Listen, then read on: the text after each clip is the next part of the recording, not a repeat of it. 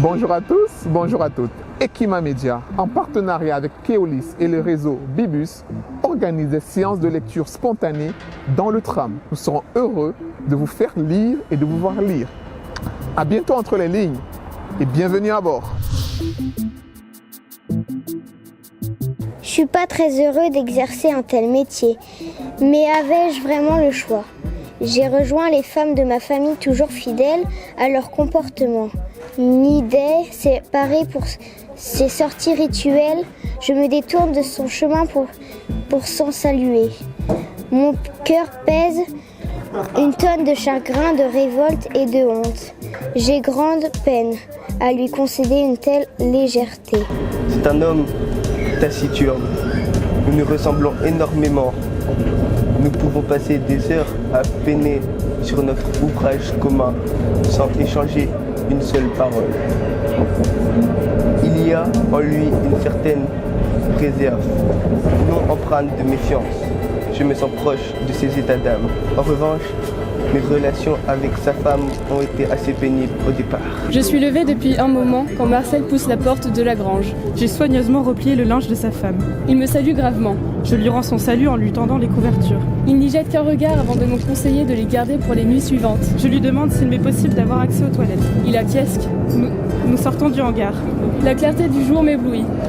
Je me sens comme vidée de mes forces vitales. Je fléchis et me protège les yeux de ce soleil bien matinal. Il fait un froid de glace. Nous avons traversé la cour et pénètrent dans la grande maison. Farouche.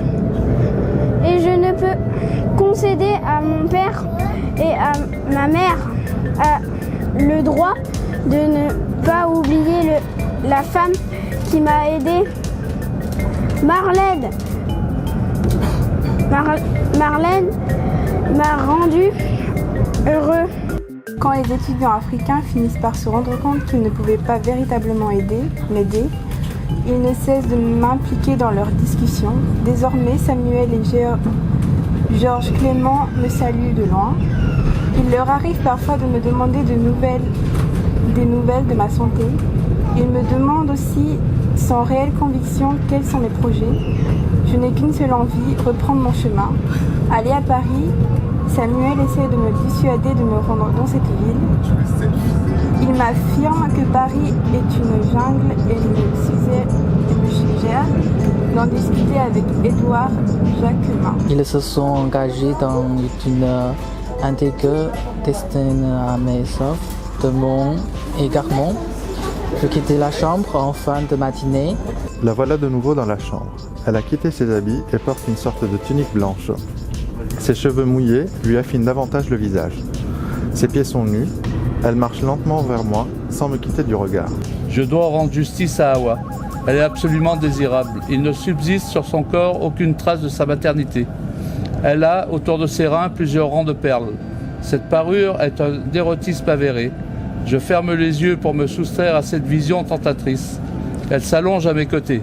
Alors je cesse d'être un cerveau froid et spéculateur. Hawa se révèle douée pour ses jeux. J'ai pourtant le souvenir d'avoir quitté une fille craintive et crispée.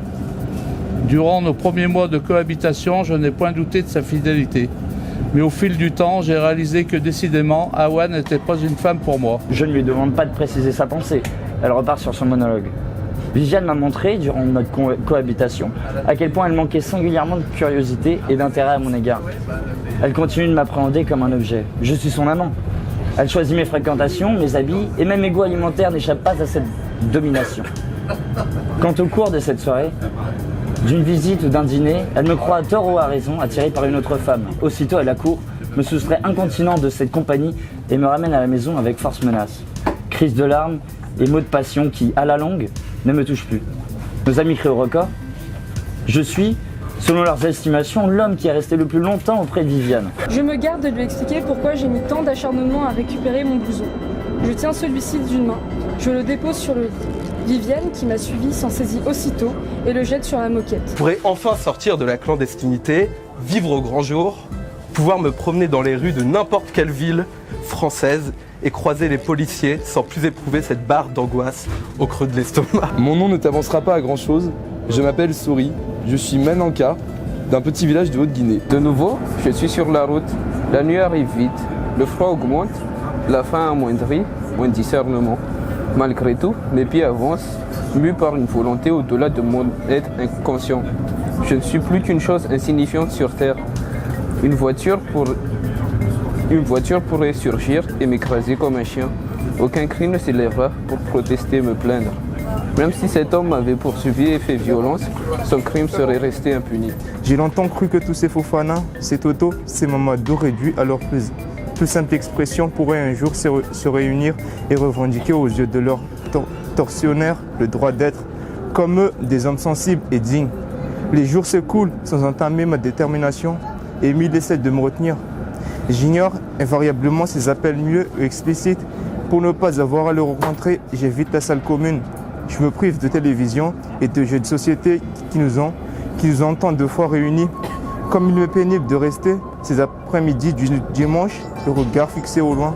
Abdoulaye Seck est arrivé le dernier. La salle est comble. Plusieurs compatriotes posent des regards surpris sur les deux femmes de ma vie. T'es un vrai homme, mon ami. Je savais pas que les blanches peuvent partager. La réflexion me vient d'Idrissa. Écoutez-moi, s'il vous plaît. Ma voix me semble si lamentable. J'appelle la police. Sur cette dernière phrase, la femme s'est précipitée dehors avec sa fille. Merci à tous les lecteurs, à tous les partenaires Bibus, Keolis et la ville de Brest qui ont bien voulu jouer le jeu aujourd'hui pour la lecture dans le tramway.